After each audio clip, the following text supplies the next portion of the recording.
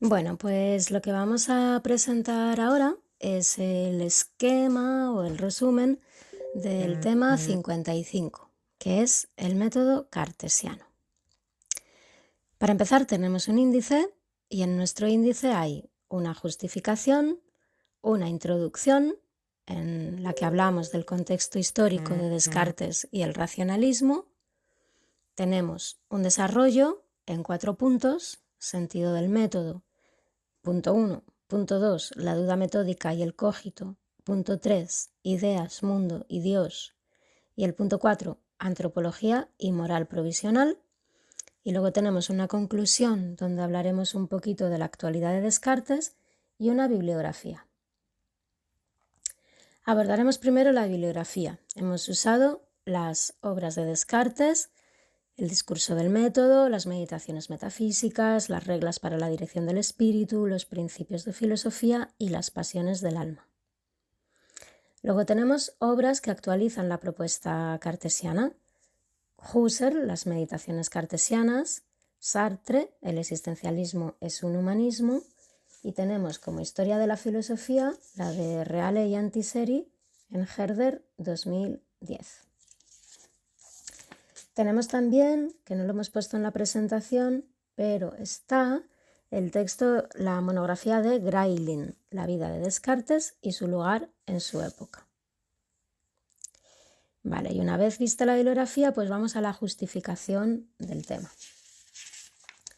Esta justificación está hecha para la LOMCE, para el currículo de la LOMCE, y habría que adaptarlo para el currículo de la LOMLOE. Ahora diremos algo de eso.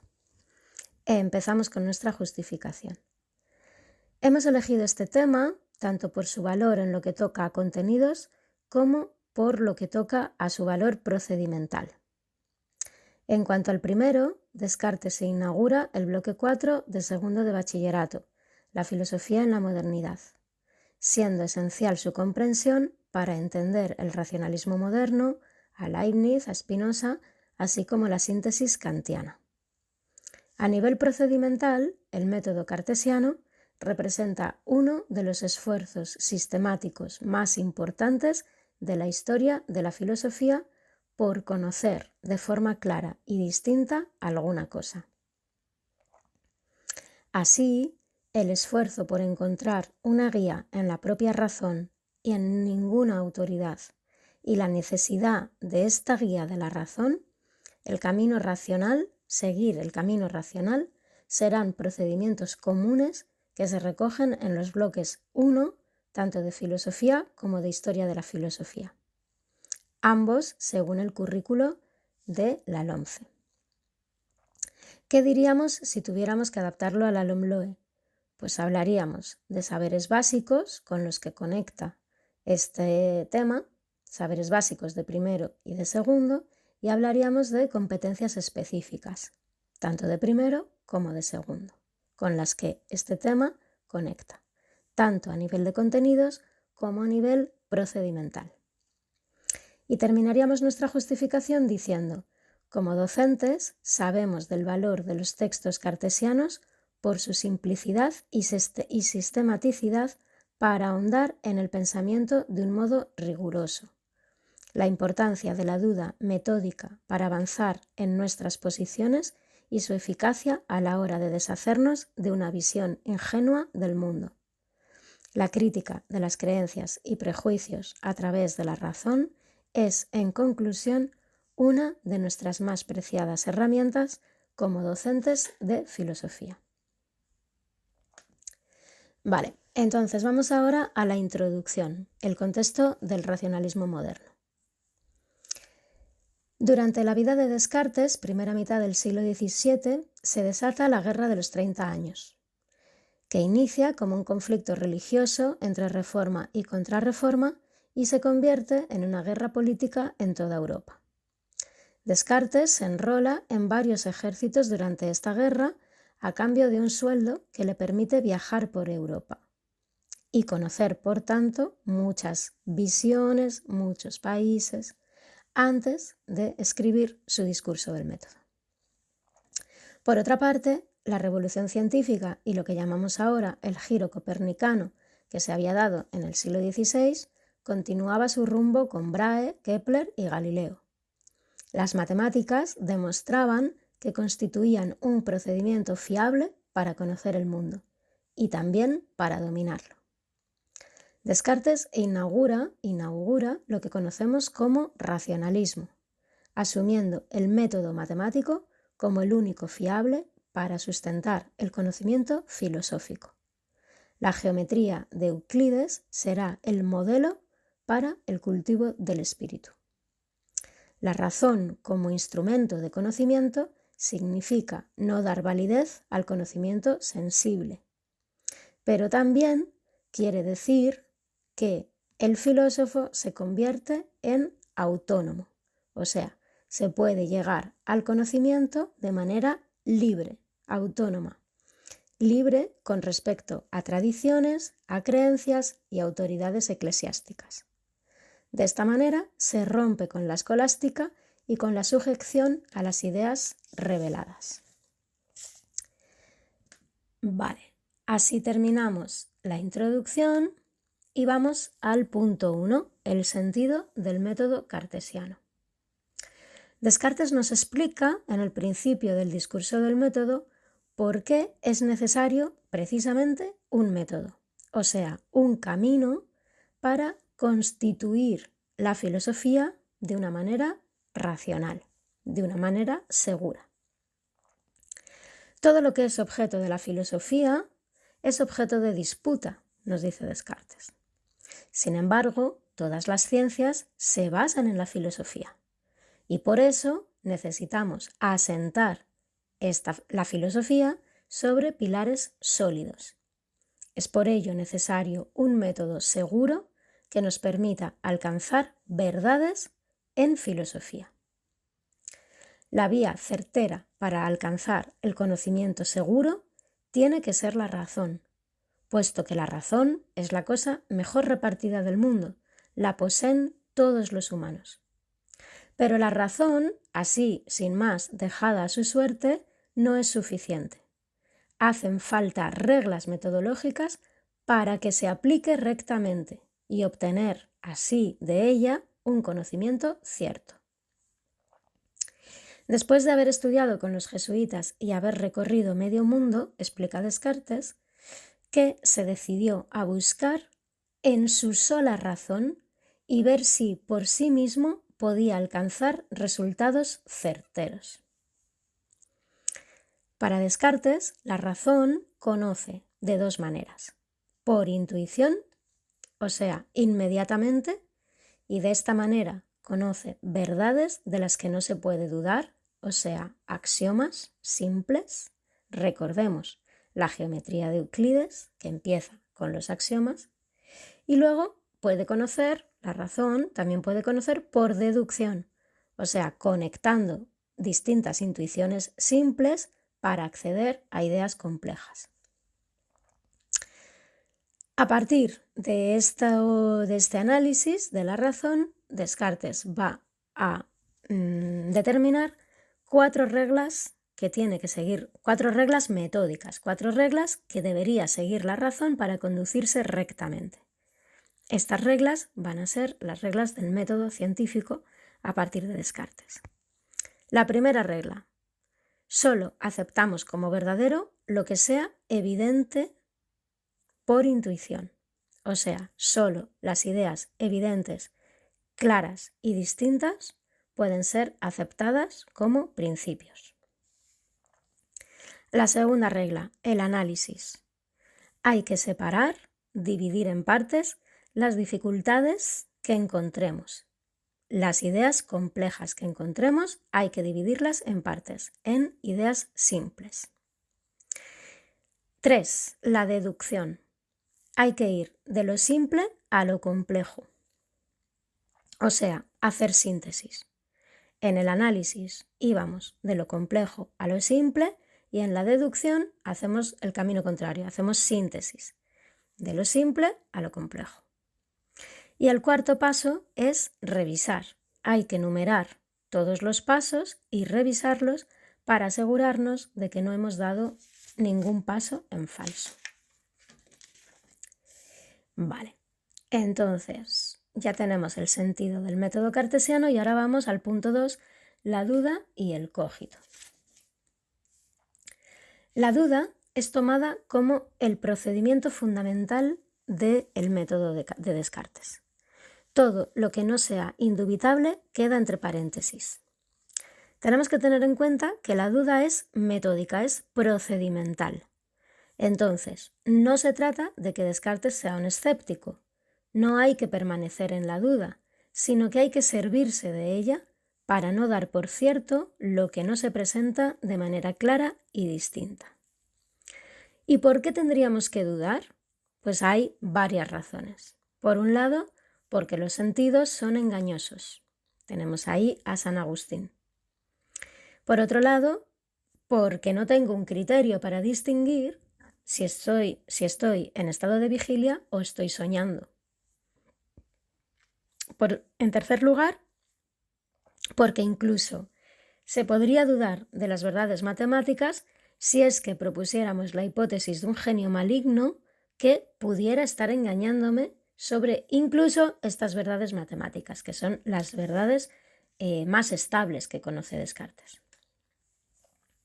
Entonces, incluso aunque un genio maligno me estuviera engañando y yo estuviera soñando, incluso en ese caso, incluso en este momento radical de la duda, nos damos cuenta de que estamos pensando. Y mientras pienso, soy algo. De aquí la famosa máxima cartesiana, cogito ergo sum. Pienso, luego existo. Esta certeza a la que llegamos a través de atravesar la duda radical supera cualquier duda y se instituye como el principio de la filosofía. Todo cuanto se conciba con la misma claridad que esta máxima va a ser admitido como cierto. Esto quiere decir que la máxima cogito ergo sum se establece como un criterio de certeza racional. En el cogito vemos que ya se dan los dos principios metafísicos. Se da el ordo cognoscendi, el pensar, y se da el ordo essendi, el existir. Pero hay que tener en cuenta que la esencia del ordo essendi es el ordo cognoscendi. La esencia de existir es pensar, o la causa de existir es pensar. Pienso, luego existo. Entonces, todo lo que parece que existe no son más que ideas intelectuales, o son primero, o existen porque primero son ideas intelectuales. Vale, y con esto nos vamos al punto 3, donde vamos a hablar de las ideas y de la deducción de Dios y del mundo. En el hecho de dudar está implícito un ser finito e imperfecto. La mente nos hace conscientes de nuestros límites e imperfecciones. Pero la imperfección es una idea que solo puede tenerse si se tiene, además, la idea contraria, o sea, la idea de perfección. ¿Y de dónde podría proceder esta idea de perfección si es que somos seres finitos e imperfectos? Pues vamos a analizar los tipos de ideas y vamos a ver qué tipo de idea sería esta de la perfección. Hay tres tipos de ideas según su origen. Están las ideas adventicias. Las ideas adventicias llegan de fuera, de los sentidos, de la experiencia, como el calor, la luz o el brillo. Luego tenemos ideas facticias, que son ideas que construye el sujeto a partir de las ideas adventicias, juntándolas, mezclándolas. Por ejemplo, la idea de sirena. La idea de sirena sería una idea facticia construida a partir de dos ideas adventicias, una mujer y un pez. Y luego tenemos un tipo de ideas bastante especial que son las ideas innatas. Las ideas innatas están en el sujeto, pero el sujeto no las produce y además no proceden de la experiencia. La idea de perfección no es una idea adventicia, puesto que no hay nada perfecto en el mundo de lo que yo pueda hacer experiencia. tampoco es facticia, porque para ser facticia debería ser la combinación de dos ideas adventicias, así que es innata. Recuperamos aquí, como recupera Descartes, el argumento ontológico de San Anselmo, que dice: por el hecho de que yo tenga la idea de un ser perfecto como Dios, se demuestra que Dios existe. Entonces, ahora, a partir de la idea de Dios, ¿vale?, podemos no solo derivar la existencia de Dios, sino también la existencia del mundo y la posibilidad de conocerlo. El mundo, esto es a lo que ahora entra Descartes, el mundo es el conjunto de los cuerpos.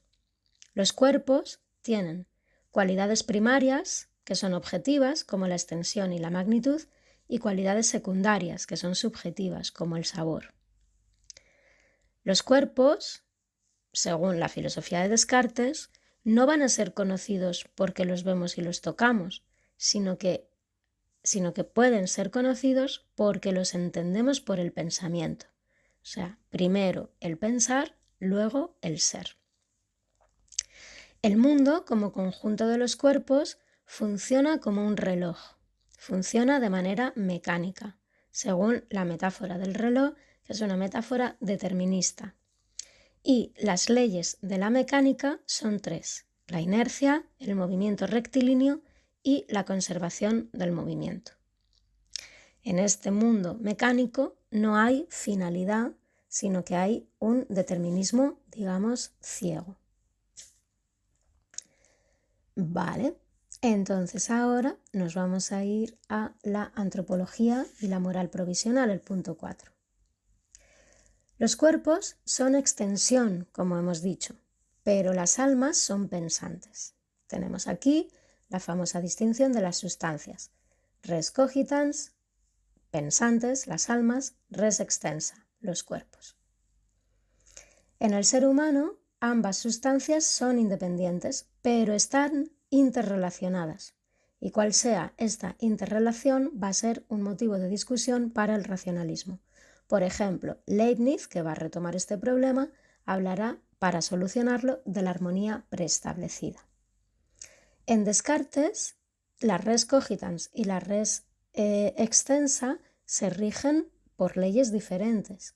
La res extensa se rige por las leyes de la mecánica, porque forma parte del mundo, es un cuerpo, extensión, forma parte del mundo. Entonces se rige por las leyes de la mecánica, que hemos dicho que eran inercia, movimiento rectilíneo y conservación del movimiento. Mientras que el alma es libre, la res cogitans, es autónoma, y además esta autonomía y esta libertad es lo más noble del ser humano. ¿Y cuáles son las leyes de la res cogitans? Pues Descartes va a trabajar en una moral provisional a partir de la tercera parte del discurso del método. Una moral provisional para vivir en libertad. Serían unas reglas para esta res cogitans. Una moral práctica. ¿Cuáles son los puntos de la moral provisional? Son 4. La prudencia y la sumisión a las leyes. No criticar la religión ni la política. Punto 1. Punto 2. Firmeza y resolución en las acciones, sin arrepentimientos. Punto 3. Hay que desear conforme al orden del mundo si queremos ser felices. Punto 4. Vamos a dedicar la vida a cultivar la razón y a progresar en el conocimiento de la verdad. Tenemos que tener en cuenta, cuando hablamos de la moral provisional, que el propio Descartes estuvo a punto de quemar su obra cuando se entera de la condena inquisitorial a los textos de Galileo. La Universidad de Leiden prohíbe el discurso del método, ya que la duda, según las autoridades eclesiásticas, llevaba al ateísmo. El propio Descartes fue acusado de escéptico y de ateo, por lo que corría bastante peligro con la Inquisición. Vale, Y así hemos terminado nuestro punto 4 y nos vamos a la conclusión y la actualidad de Descartes. Como conclusión diremos que hemos visto cómo se desarrolla el método cartesiano. En primer lugar, con la duda metódica, encontramos la certeza del cogito y a partir de esta certeza deducimos a Dios y al mundo. Para hablar un poco de la actualidad de Descartes, diremos que Descartes no es solo un primer espada de la filosofía, sino y sobre todo de las matemáticas, en el campo de la geometría analítica. Además de su influencia en Kant, el pensamiento de Descartes florece en el siglo XX de la mano de Husserl y sus meditaciones cartesianas. El mismo Husserl hace ver que la fenomenología se basa en el método cartesiano. Husserl ve en Descartes el esfuerzo de deslindar lo lógico de lo psicológico. Y esto es muy importante porque a Husserl le habían acusado de psicologismo. Entonces, para Husserl, la naturaleza de la intuición es la clave, es la fuente del conocimiento. La intuición de ideas claras y distintas. Veremos esto cuando desarrollemos el tema de Husserl. También el método fenomenológico, la epogé, o sea, el procedimiento, la epogé y la suspensión del juicio se van a basar en la duda cartesiana. Contra la revisión historiográfica de los filósofos, Husserl va a proponer esto de ir a las cosas mismas y lo va a hacer a través del pensamiento lógico. En la segunda mitad del siglo XX, Sartre fundará su existencialismo en el cogito. La conciencia captándose a sí misma será lo que fundamente la filosofía de Sartre. Y citamos a Sartre. Para que haya una verdad cualquiera, se necesita una verdad absoluta. Y esta es simple y fácil de alcanzar. Consiste en captarse sin intermediario. Bueno, y con esto pues terminamos nuestro tema 55.